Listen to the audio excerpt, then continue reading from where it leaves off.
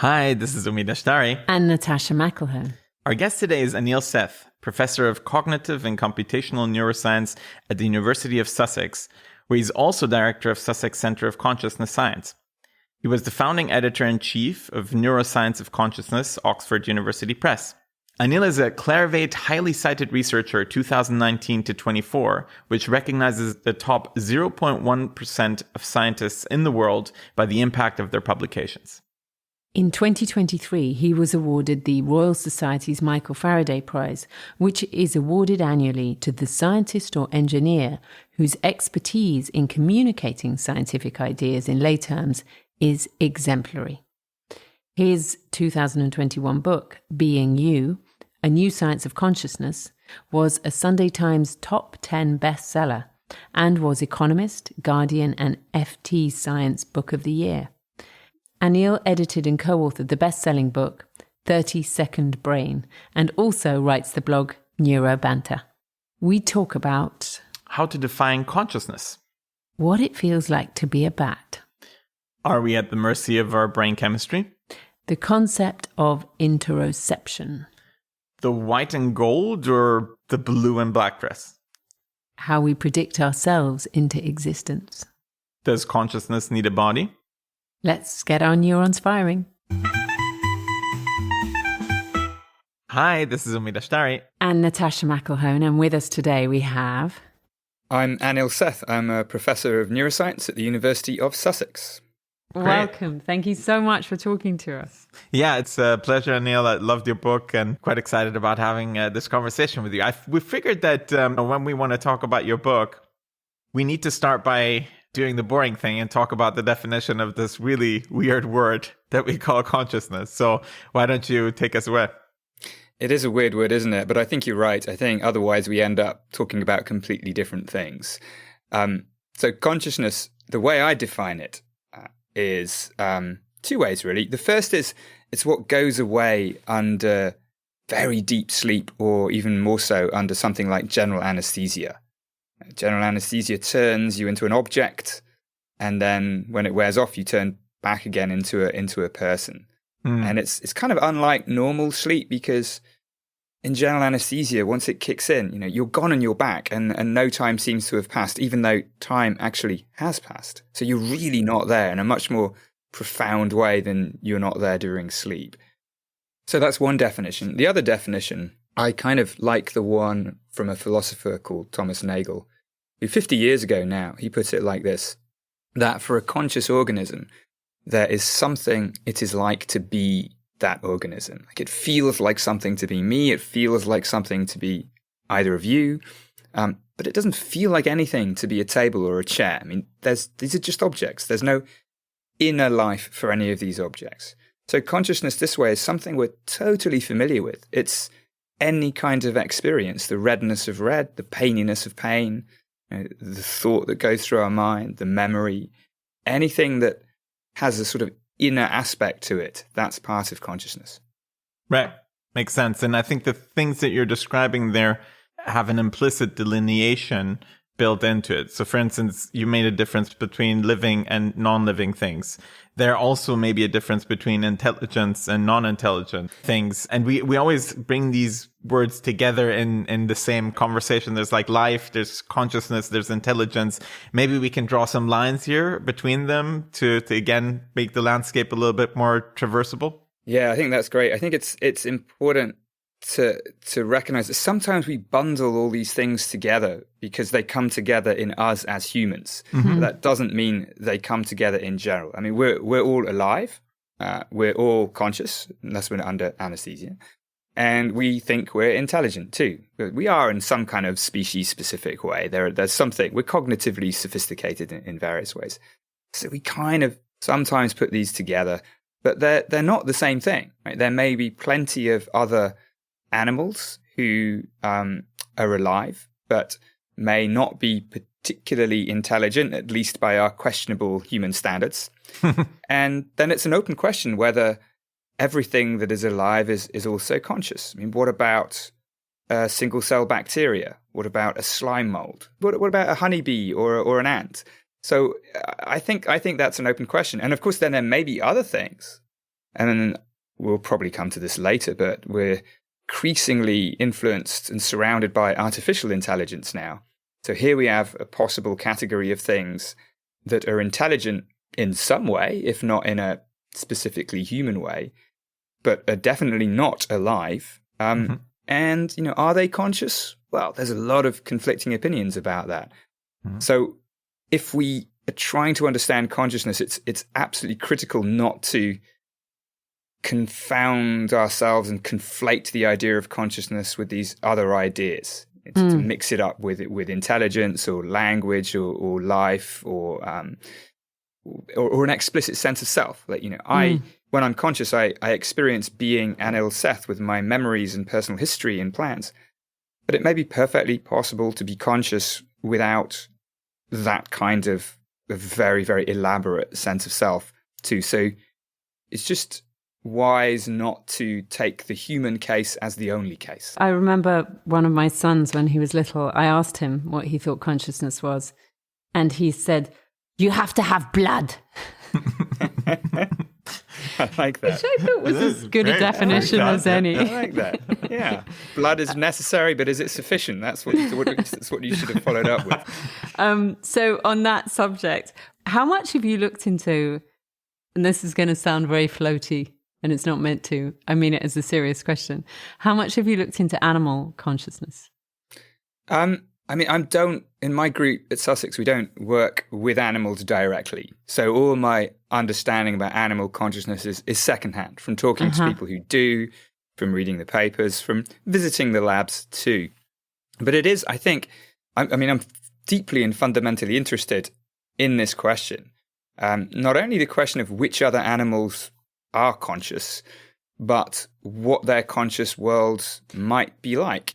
AI may give us an insight into that at some point, right? When we're able to maybe categorize smells or... Maybe. There's one way in which AI might transform our understanding of what it is like to be a bat. That's the famous title from Thomas Nagel's paper, where his definition is. And that's the use of AI for interspecies communication, kind of Dr. Dolittle thing. And this to me is a very exciting new frontier in applied machine learning. And it's one of those things that actually the more you look into it, the more plausible it becomes. But there's going to be this huge problem of interpretation.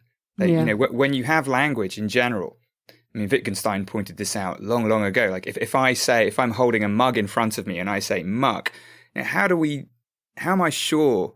How do you know that I'm referring to the same thing? I might be referring to this particular shape or I might be referring just to a part of the mug or something like that. So there's this kind of background shared understanding that allows us to translate between human languages. So is that going to be there for human to whale interactions, let's say? It's kind of not clear. That already goes wrong but when it comes to human, let alone from human to whale. But I suppose it's trying to get, it's not so much communication between us and animals that I was interested in. It's more that idea if we would have at some point maybe an understanding of the range that we don't have at the moment, and that would give us an insight then into, what it was to be conscious as a dog, I suppose. And like a kind of VR headset that you can put on. with the little sprays of factory things. Actually, the paper to Thomas Nagel's paper again, to go back to it again, one of the points he was making in that was posing the question, what is it like to be a bat? Firstly, to sort of suggest that, well, there'll be something for the bat that it's like to be a bat. But fundamentally, we humans can never really know what it's like. Only a bat can have the experience of being a bat. Bats have famously echolocation, which seems quite different from any of the ways of perceiving the world that we have. It's not the same as sight. It's kind of a mixture of sight, hearing, and touch in some way. But it's experiential then, fundamentally. Is that what you're saying? Well, that's the assumption. If bats are conscious, and I've no reason to think they're not. Bats are mammals. They have the same kind of basic brain architecture that we do. And so to deny conscious experiences from bats would, I think, be a little bit unprincipled. And I think you don't know, but the inference to the best explanation, the best guess in this case, I think, is that bats have experiences. And then the question is, what are they like? And presumably part of their experiential world, there's a beautiful word for this from the German ethologist called Jakob von Uexküll. He called it the Umwelt of an animal is the sort of the experiential world from that animal's perspective. So for a dog, the idea is indeed that it would be replete with smells of all different kinds that may be much more spatially localized than smells are for us. And for bats, it would be defined to some extent by echolocation. And so we can kind of get some handle on it, right? I think by analogy, by understanding the mechanisms better, but it's not the kind of embodied first-person immediate knowledge of what it would be like for the bat itself to be a bat. We can imagine what it's like for a human being to imagine being a bat. That's a very different thing. Yeah, I think what's really core here in what you're saying, which I very much relate to, is, and by the way, when I go on holiday and I see a person, I feel like, how does it feel like to grow up here? I can never really grasp that, and even when the hardware and the wetware is the same. But if the hardware and the wetware is fundamentally different, then the perception of the world is very different. And I think that's where we get to something really interesting. A lot of the reality of our consciousness is totally bound up with what this perception is. That is, the real world does not have color. The real world does not have sound. It's just that our hardware creates, when it sees this electromagnetic wave, sees red, right? But what exists is the electromagnetic wave, not the color red. And the bat may see it as something totally different. Therefore, we're continuously constructing, as you call it, a controlled hallucination of what is going on around us, which is just, somehow trying to triangulate what this world really is, just so that it maximizes survival or whatever it is that we're maximizing for. It would be really good at this point to talk a little bit about how we construct reality and how that influences, our inner states. Absolutely. And by the way, though, the point you mentioned, that it's not only that we have different experiences from other species, but you're absolutely right that we have different experiences, one person to another too. Even if we share the same objective reality and have more or less the same wetware inside our skulls, we all differ on the outside a little bit, in skin color, body shape, and so on. And we all have slightly different brains. So we will all experience the world in somewhat different ways. And I think we really are likely to underestimate this difference. And that's partly because the second thing you said, which is, when we open our eyes and look around, it doesn't seem that our experience of the world has anything to do with what's inside our heads, right? It just seems that it's there in all its subjective, multicolor, multisensory glory. Things are red, or things are green, or whatever they might be. And it just seems as though we see things exactly as they are. But the novelist Anais Nin, I think, put it best when she said, we don't see things as they are, we see them as we are.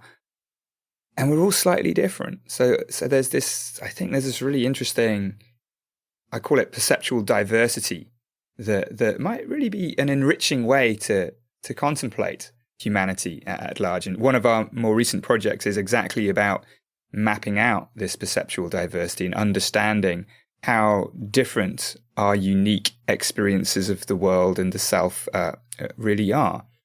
But it all comes down to, indeed, this idea of how does perception work in the first place? A basic understanding of what's going on under the hood when we experience anything is the foundation for trying to answer any of these questions we're talking about, whether it's how a bat experiences the world or how you or I do.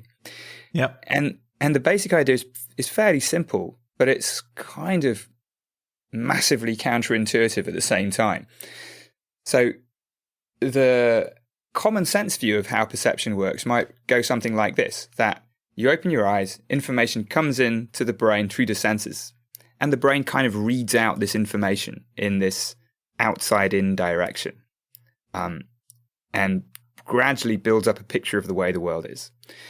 But I don't think that's what's going on. And building on well over 100 years of other people's work. The idea I prefer runs something like this, that the brain is locked inside this bony cavern of the skull. It has no direct access to things out there in the world. All it gets are electrical signals, which, as you said, are only indirectly related to stuff that's out there. Like, there's no red out there. There's just electromagnetic radiation. And so the brain is always in the business of trying to make sense of this fundamentally unlabeled and quite noisy and ambiguous sensory information. And the idea is the way it does this is by continually making predictions about what's out there in the world or here in the body, and then using the sensory signals not to sort of read out what the world is, but to update and calibrate these predictions to keep them tied to the world. And in this view, what we experience isn't a readout of sensation. It's a top-down, inside-out, active best guess that's controlled by sensory signals, which is why I like the term controlled hallucination. Hallucination because we typically think of hallucinations as experiences coming from within. But controlled because they are controlled by the world and the body through sensory signals. So they're useful. It's not just, doesn't mean the world doesn't exist or our perception is just completely made up. No, not at all. Quite the opposite. The way we experience the world has been tuned by evolution, by development, by day-to-day life, so that we perceive the world by and large as it's useful for us to do so. So you also introduced the concept of interoception as part of this, which is the perception from within, which I find really fascinating because I was having this conversation with Natasha. When you haven't slept enough, you're cranky, you make really different decisions than when you have had enough sleep, and you're mostly not aware of that, or many people are not aware of that. And that has something to do with your inner state, essentially sending certain signals to your brain that totally changed your behavior. So there's that level as well that's influencing our perception. That's right. And I think that level is actually, it is so much more important than we realize. If you ask most people what they experience, what they perceive, we'll often hear, sight, sound, smell, taste, touch, the classic 5 senses. But if you think about what brains are fundamentally in the business of doing, it's keeping the body alive. The first duty of any brain is to keep the body and therefore itself going. And the body has all this complex, all these organs doing various things, the blood circulating around the body, heart's beating, all of these kinds of things. And the brain has no direct access to the interior of the body either. It's locked up there in the skull. So it's the same game. It has to infer what's going on inside the body on the basis of sensory signals that come from within the body and its predictions about what's happening. And so that's broadly, so interoception is this whole category of perception that tells the brain about things like how the heart is doing, blood pressure, and so on. And the claim that I have about this is that when the brain is making these kinds of predictions about the body from the inside, what we experience is something like an emotion or a mood. Right? That's the equivalent of the brain, or rather of us seeing a cup on a table when the brain's making a prediction about some visual input. So yeah, and they're totally overlapping too. So you're right to point out that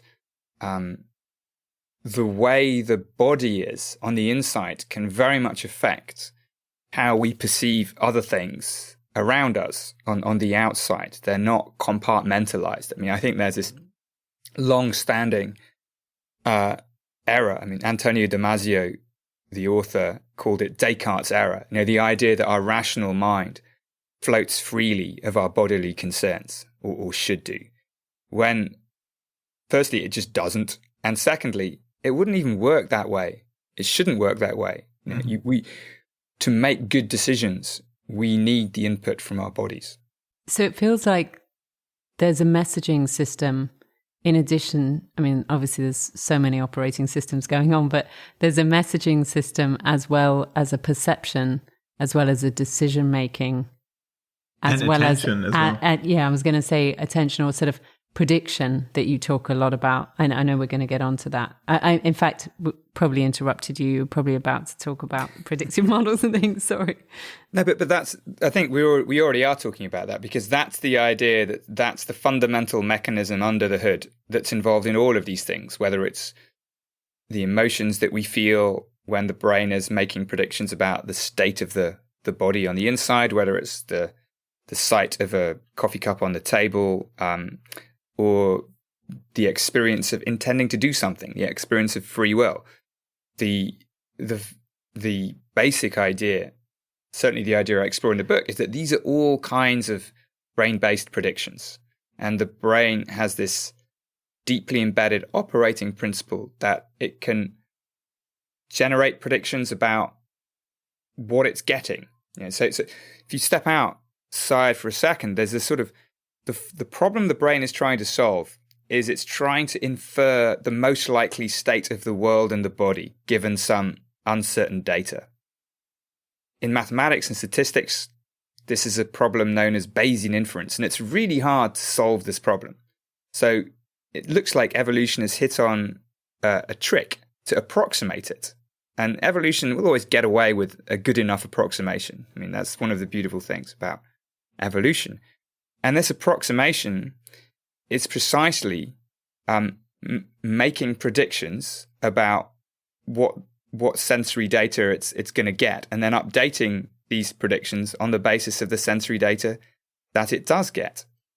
And you can show, and I think it's a beautiful result actually, you can show that if the brain just follows this simple rule of updating its predictions so as to minimize the so-called prediction error, the difference between what it gets and what it expects, then it will approximate this Bayesian inference. It will be approximately doing the best thing it could possibly do.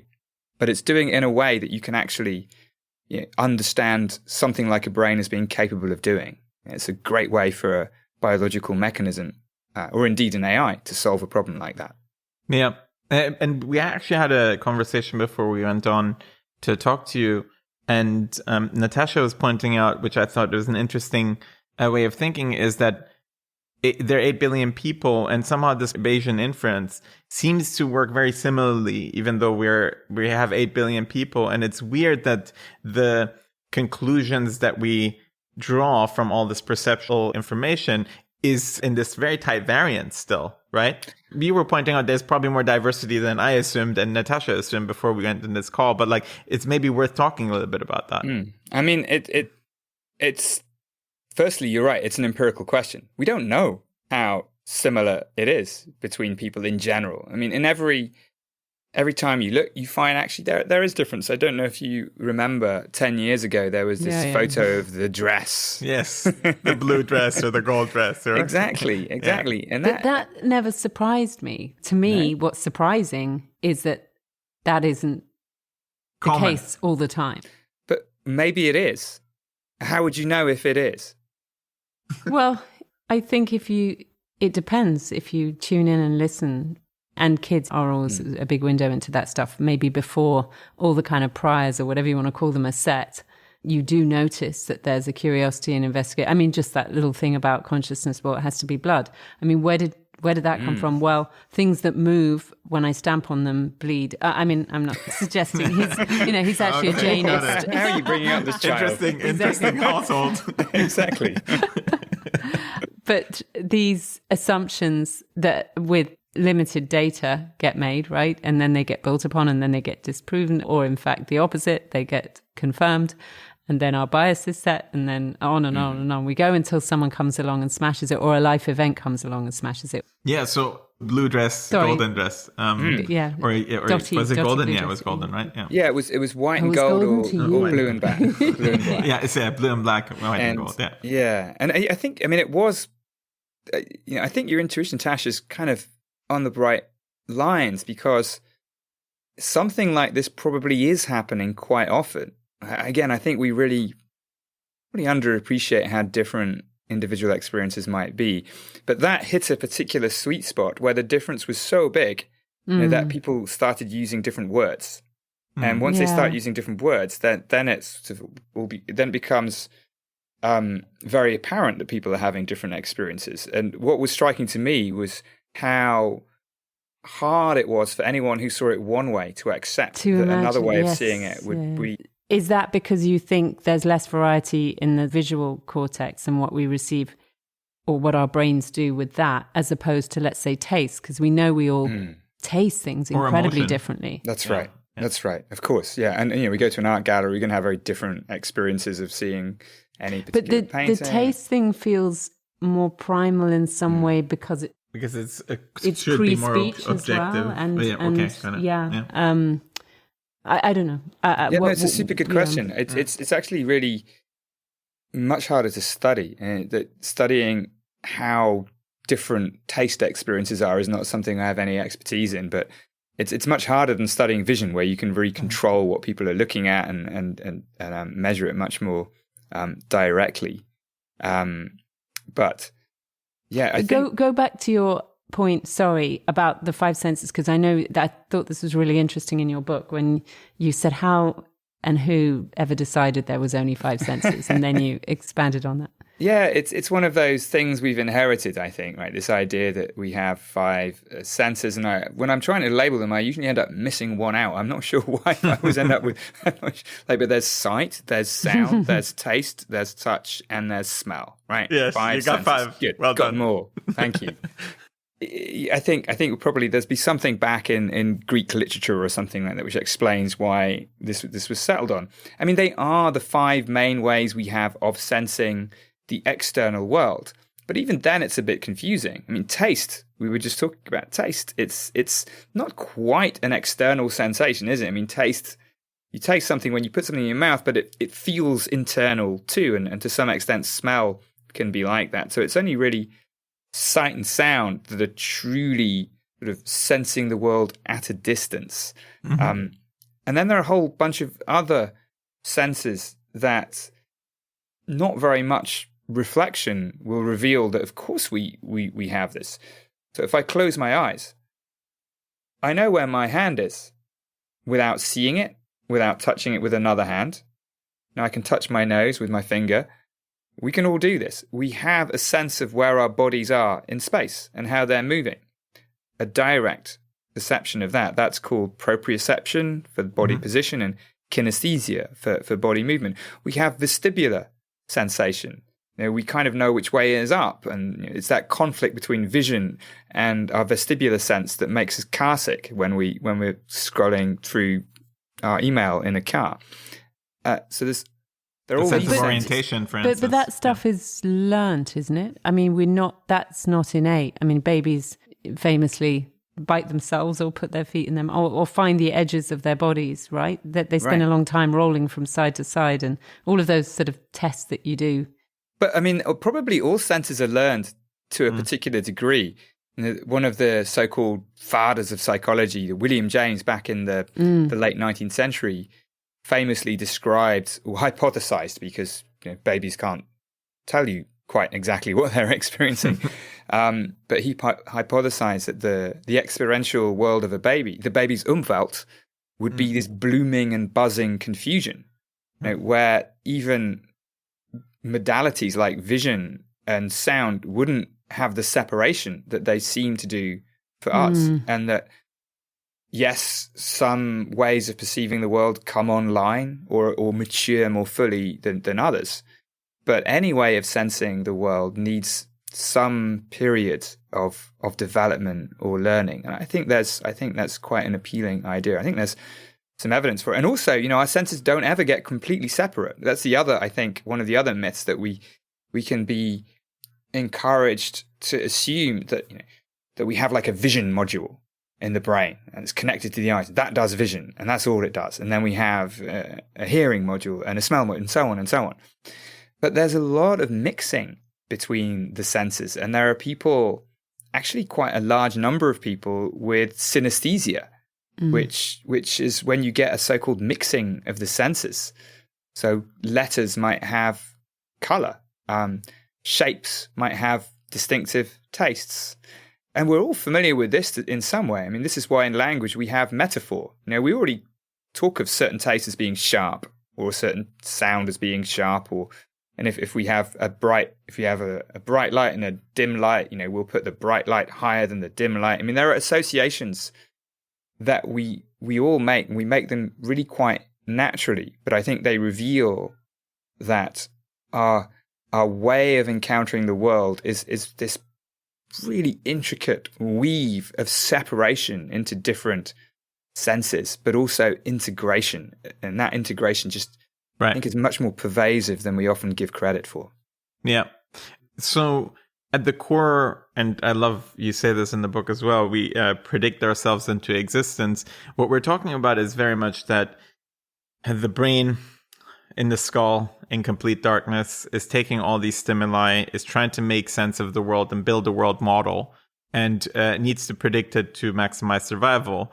What happens if you don't have a brain? And why did this brain come about to begin with? When we want to actually go back to the question, is a grasshopper really conscious?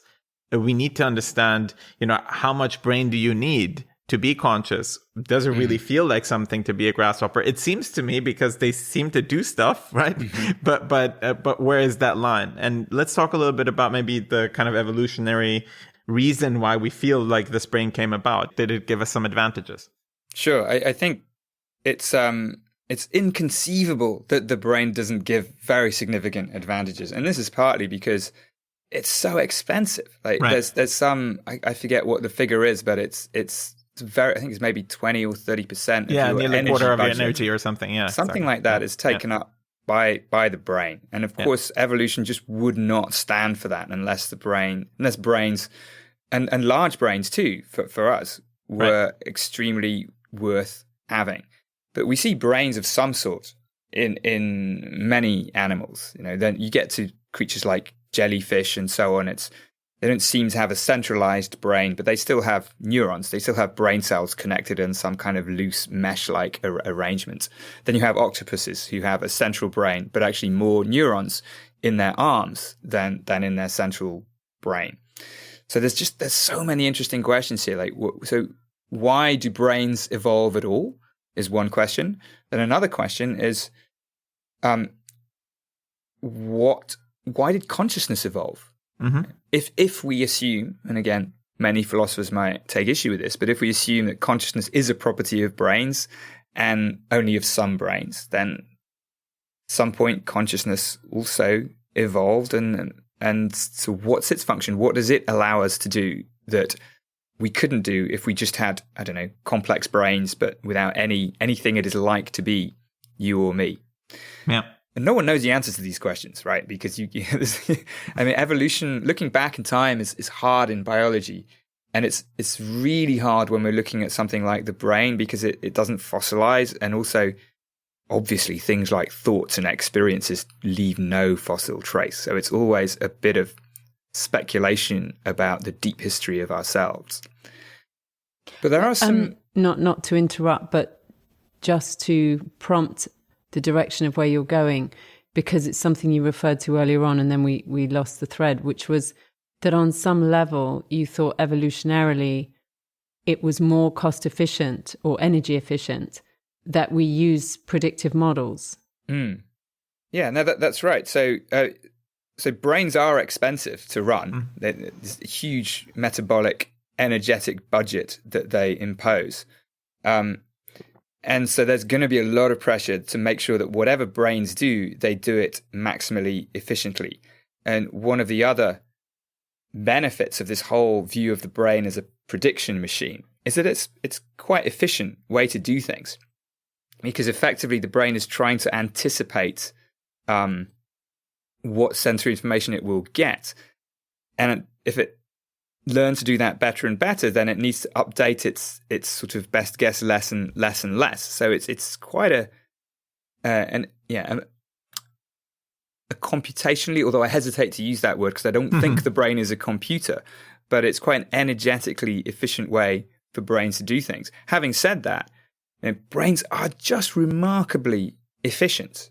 Even though they use a lot of our energy budget, it's not a lot of energy compared to the other things we have around us in our house. And it's just amazing how energy hungry computers are, especially the AI systems that we have now, compared to the human brain.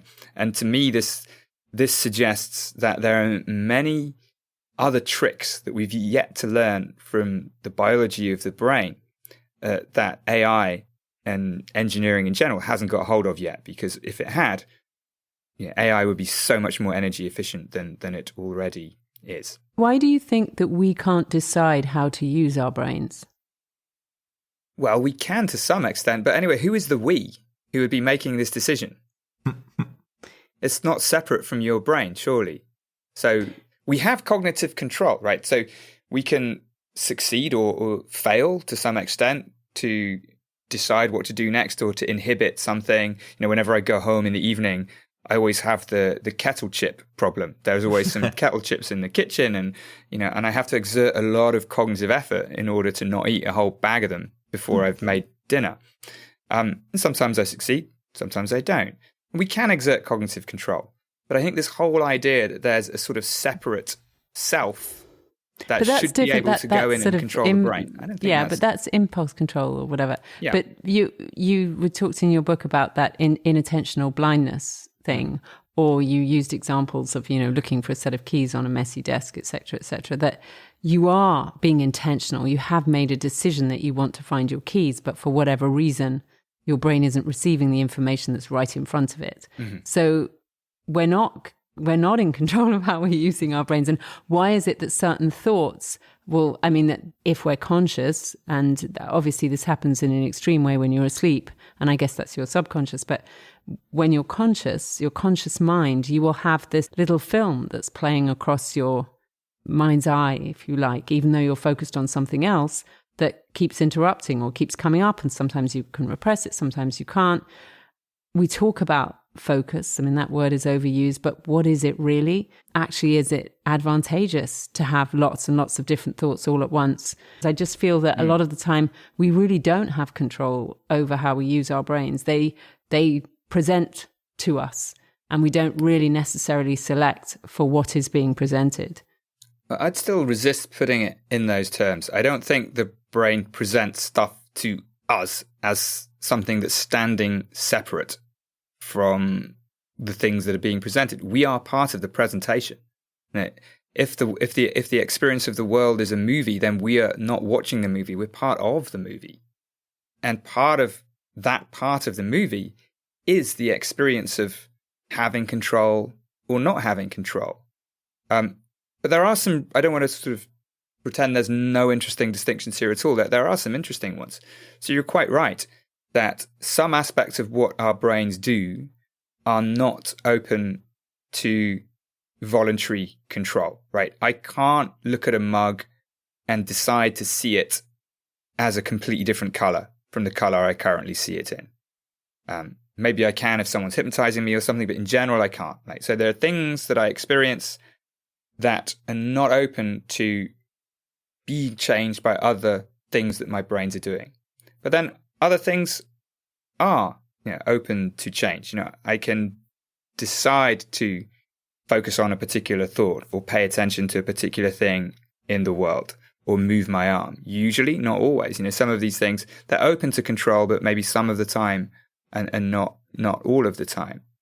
But what about the relationship between your brain and your organs that you were referring to earlier on, that we're not necessarily aware of how our organs are functioning until we maybe do a biology class? Our brain isn't giving us data on, you said, it could be expressed through emotion, through mood, through feeling unwell, through a spike in temperature, or these other things, I guess is how it's coming. But we're not able to sort of program in and say, I don't want to feel anxious. Give me my vitals right now. I don't. Yeah. I think that the answer is yes and no. So there are things about the way our brains are wired up that are very difficult to change, whether in the moment or over the long term. But the brain has a surprisingly high degree of changeability, of what people in the game call plasticity. Plasticity, right? So there's changeability, there's potential for change there.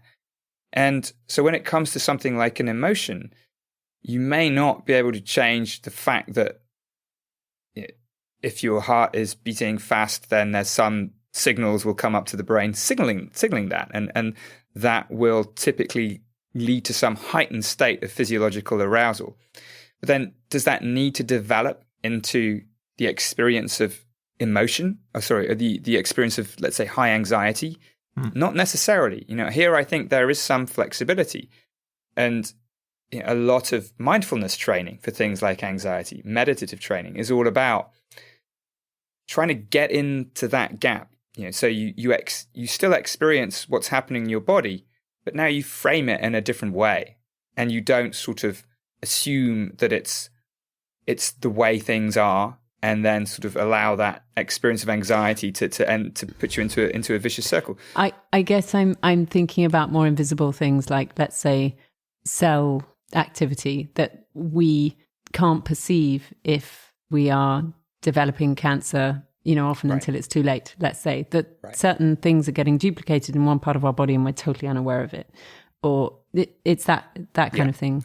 Yeah. Okay. Then you're quite right. So there'll be things that, even in vision, there are things that will affect our eyes that we will never be conscious of. Psychologists spend a long time studying so-called unconscious perception and arguing about where the boundary is. And of course, we're never aware of the process by which our brains reach these perceptual best guesses. Even Helmholtz back in the day, he called his theory a theory of unconscious inference, to emphasize that what's going on is going on under the hood, and we're only aware of the outcome. Yeah.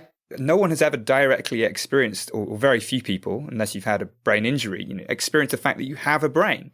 The brain is perhaps the most opaque from our everyday experience of all our organs, precisely because it is the organ of experience. Its job is to create experiences of other things and not of itself. There's no pain centers in the brain, right? You can do brain surgery without anesthesia, as often happens, to make sure you don't damage anything critical. And when it comes to this point about the body, yeah, for sure. So there'll be things that happen in our bodies that we don't perceive. And you can ask why. And it's the usual answer there would be that, well, it may be possible in principle for brains to perceive something like the early stages of cancer. But frankly, there was no selection pressure for that. It's the things that our brains have evolved to perceive are things that mattered to our ancestors over hundreds of thousands of years, when nobody lived beyond the age of 25 or something anyway. So they weren't getting cancer. We can't perceive X-rays, even though X-rays are dangerous for us, because there was not strong enough selection pressure to push brains to spend the resources necessary for detecting things like that. Yeah, I think, and by continuing to triangulate it, we get to a sense that brains evolutionary made sense to develop because they're good at regulating. There's a predictive element to it that allows for maximal survival, etc. There may be also something to be said about the neocortex and simulating potential futures, which is cheaper than actually doing those things, right? Like burning calories to do something that you can actually imagine is very efficient, right? But also you might stay alive longer. So exactly. This whole idea of dreams is some kind of threat simulator. So it's better to die in your dreams than to die in the real world. Exactly. Yeah. But why do you need consciousness? Why did consciousness come about? This is the $1 billion question, isn't it? Right. Because a lot of these things, you can imagine building some kind of robot system that could do all this stuff and not have any conscious experience whatsoever. Just this complicated system of pulleys and motors and cameras and so on. So what is it about consciousness? And so here we do enter the realm of speculation a bit. And my feeling about this is that if we look at what every conscious experience brings to the table, no matter what it is, it's not just one thing. Like if I say I'm looking at this cup, I'm not only having the experience of the cup, there's the sound of things going on around me, there's a feeling of my emotional state, the chair behind me, my plans for the future and so on. Every conscious experience brings together a huge amount of information that is relevant for my survival prospects in a way that sort of immediately reveals its relevance. Its relevance for what happens next and what I might do. I experience the mug partly as something I can pick up and drink from. That has affordances, as Gibson would say. Yeah. So I think that's a pretty unique thing. It's not, it's not just these divided sensory channels. Every experience has this. It's a very efficient format for an organism that has a certain level of complexity, a certain number of degrees of freedom. Now, the mug in front of me again, I can drink from it, I can throw it across the room, I can ignore it. There are many things I could do. I could assemble a collection of mugs over months. Over the time horizons can be different too. Consciousness allows this great flexibility of response to an environment where there's a lot of information from different senses, modalities put together that's very much centered on the survival prospects of the organism. Every experience that we have feels good or bad in some way or another. It's all valenced in that sense. Now, there may be ways of building systems that do something like this without being conscious. You can imagine some sophisticated robot doing it. But I think biology has hit on conscious brains as its solution. Yeah. So it's essentially, I don't know if this is the right language, but I have a model of the world, but I also have a model of what it feels like to be in that world and what certain world states would make me feel like.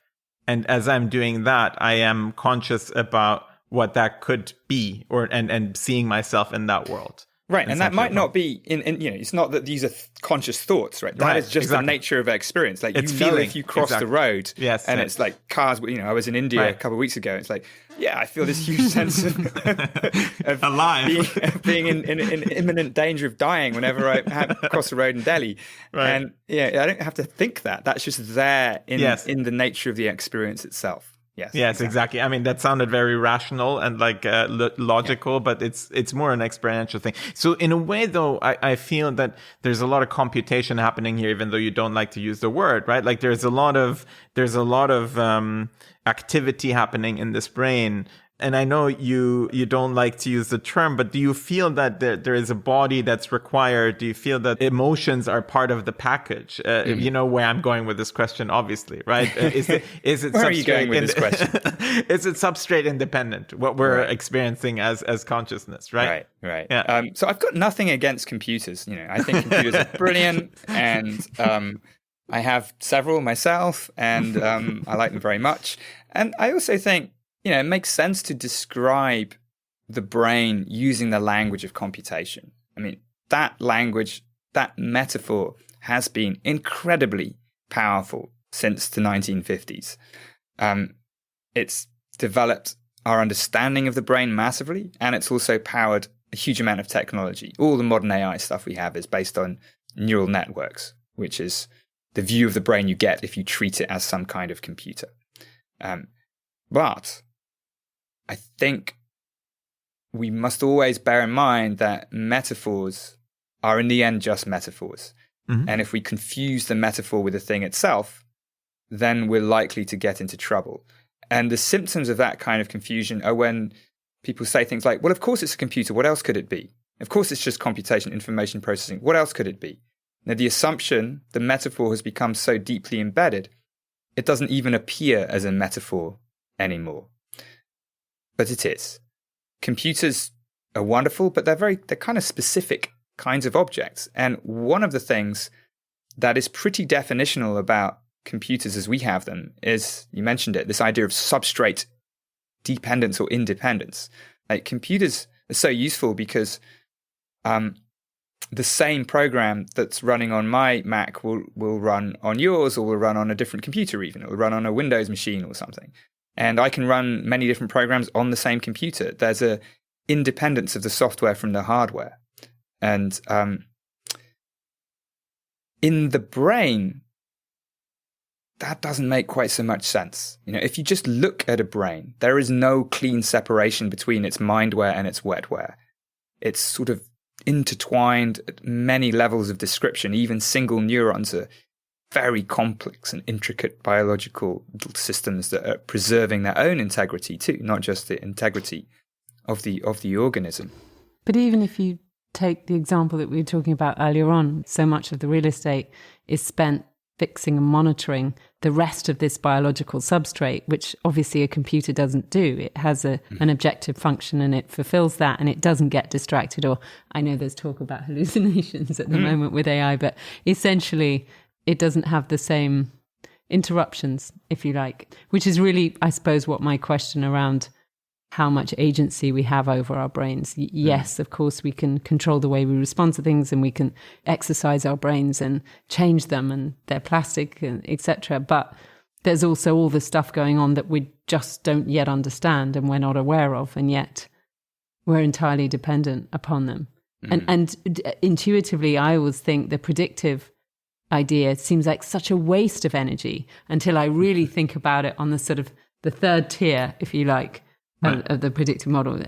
You just sort of think, why would you spend all that time trying to imagine X, Y, Z if it's never going to happen? So Anil is actually suggesting that stuff under the, and maybe I'm wrong, but you can correct me, but everything under the hood that you just described is what is required to make something conscious. Exactly. And actually it is being intertwined with that substrate, the brain, doing the thing of the body and being confused in some shape or form sometimes here and there is required to create this conscious state. That's my hypothesis. Right. I think that it's likely. It's certainly not yet demonstrated. It's even difficult to think how you might demonstrate this. But I think it's likely that being conscious depends on being alive, depends on being a living organism. Life being necessary, but not sufficient for consciousness. And this means, if this is true, then it means that AI is not conscious, even though it might give a good convincing appearance of being so, because it can speak to us and it can make up stuff, and it's trained on all of human language. So if you ask it a question about consciousness, it will give you a good answer. But if I'm on the right track here, then AI will no more be conscious than a computer model of the weather that's whirring away in the Met Office somewhere will actually get wet or windy. It will only ever be a model or a simulation, a mimic of that process, just sort of abstract information manipulation with nothing that breathes the fire into the equations. And, is this right? Well, it's really, really hard to say. And I think, and it's pretty much against the mainstream view. And the mainstream view is to think of the brain as a computer. And if you literally think the brain is a computer, and if you think that everything that brains do are forms of computation, then of course a computer is sufficient, whether it's made out of carbon or made out of silicon. So it is pushing against the mainstream, and I think the two ways that push has its grip is to recognize the ways in which the computer is still just a metaphor. And the more you look into a brain, literally dig into it, but also just ask, well, what does computation mean? What do brains actually do? You realize that you're looking at the brain through what one of my colleagues, Johannes Kleiner, beautifully called Turing lenses, after Alan Turing, Turing goggles. We see everything through the lens of a Turing machine. And on the other hand, I think there are some good reasons for associating consciousness with living systems. And this really is about taking this whole idea of the brain as a prediction machine and unspooling this idea, or pulling this thread as far as you can. And the way, when I do this, I get to this point where there's recognition that fundamentally the mechanisms that underpin, let's say, a visual experience of a cup on a table, which you can simulate in a computer, in a brain, they go right down into this fundamental imperative to stay alive, even for single cells to maintain their own identity, integrity, or autonomy, and so on. So there might be this necessary connection between life and consciousness here, which at the level of our everyday experience makes a little bit of sense, because it does seem to me that all of our experiences have at their very, very most fundamental levels this very hard to describe, inchoate, basal kind of experience of just being alive, the feeling of being alive, seems to me to underpin pretty much every other experience. Now, I might be totally wrong about this, but I can be wrong about that and still be right about the idea that the brain isn't a computer. So this is why I tend to separate these two things. So you can choose which part of this story most appeals. No, I think that makes a lot of sense. And I know you're aware of this, but, we're very anthropocentric and in our, I would say, maybe arrogance in saying we're so special by being the only things that are conscious. And also anthropomorphic at the same time, where we see an LLM and we feel like it's conscious, even though we don't really give two hoots about the chicken that I just ate for dinner or something like that, right? While I feel like that's probably a lot more conscious than that LLM. But, it is important to find where the line is to avoid any potential suffering or being too anthropocentric to begin with. It seems clear to me that current LLMs don't really have a world model. They don't have a model of themselves in the world. Obviously they cannot be conscious, but it seems to me that there is a way you could have something that is maybe even in a virtual world, right? That has stakes, that understands stakes, that understands what it is to be embodied in this virtual world and to roam around and to learn and to figure things out that could maybe get quite close. And obviously this is a philosophical question, but should we then turn off the program? The Black Mirror season 7 is coming out soon. I feel like there are some really good episodes that try to go into that subject. It just needs to have blood. It needs to have blood. It needs to have blood. No, you're absolutely. I think science fiction has done a much better job of sort of laying out these issues, the ethical issues especially, than has been done in academia in general. Whereas I feel Black like Mirror, there are predictive models, aren't they? This is us humans testing by writing so many predicting books and making fiction. so many. Yeah, exactly. Yeah. But it's. I think these technologies like LLMs. Some people would say they're conscious. So from my point of view, I think it's a huge stretch, though I can't say for 100% sure. But I think we can easily account for the reasons we think they are in terms of these psychological biases, like anthropocentrism. And that's the more parsimonious explanation for people's feelings that some LLMs are conscious rather than them actually being conscious. But, might be wrong. And there is, I think, a very important ethical perspective here, which is that it's a really bad idea to try to build conscious AI. That sometimes you hear it as like the holy grail. This is what we should be doing. It's like, no, we shouldn't be doing it. If we were to succeed, whether on purpose or by accident, we would have huge ethical catastrophe unfolding, massive potential for new forms of suffering we might even recognize. Right. But quite what it takes is, it's. So the ideas of LLMs, you're right to say that currently they're trained in a very passive way. They're just exposed to lots of data, and it's all disembodied abstract. It's just sort of tokens word tokens in the various orders they come in text. But you can imagine training a foundation model, one of the big models that underpins language models. You can imagine training a foundation language model in a robot that's interacting with a world. What would that lead to? And one possibility here, which I don't think has received a lot of attention, is that it might be true to say that a system with that kind of language model, even if it was based on silicon in a robot or something, would truly understand in a way that current LLMs don't. They just sort of mimic understanding, perhaps, because the tokens that they are manipulating are grounded in physical interactions with a body in a world. So it could truly understand that mug means mug in the same way that that doesn't just mean parts of a mug or this perspective, back to the Wittgenstein point that we started with. But they might understand without any consciousness at all. Right. And this is, I didn't think about this before, but just as we have to be careful of assuming that consciousness and intelligence go together, right? Perhaps even understanding and consciousness might actually come apart. That's really cool. Yeah. Nice. I like that we made conceptual progress here. Nice. Yeah. Tell us maybe briefly, what are you working on in terms of your science, and what is next? I'm doing far too many different things for my own peace of mind at the moment. So one is actually really delving into this question of consciousness, AI, computation, and trying not to give people definitive answers, because I don't think that's possible, but trying to clarify the landscape and trying to make as best case as I can for, as your son would put it, blood matters. I think life matters. So that's one thing that I'm doing, and then trying to figure out ways to test this. And